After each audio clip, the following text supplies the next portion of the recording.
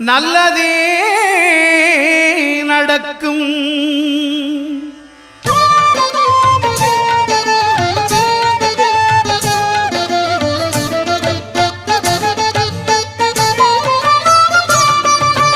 9 கோளும் ஒன்றாய் காண அங்கு கற்பகம் என்னும் கடவுளின் மெய்யில் 9 கோளும் ஒன்றாய் காண அங்கு கற்பகம் என்னும் கடவுளின் மெய்யில்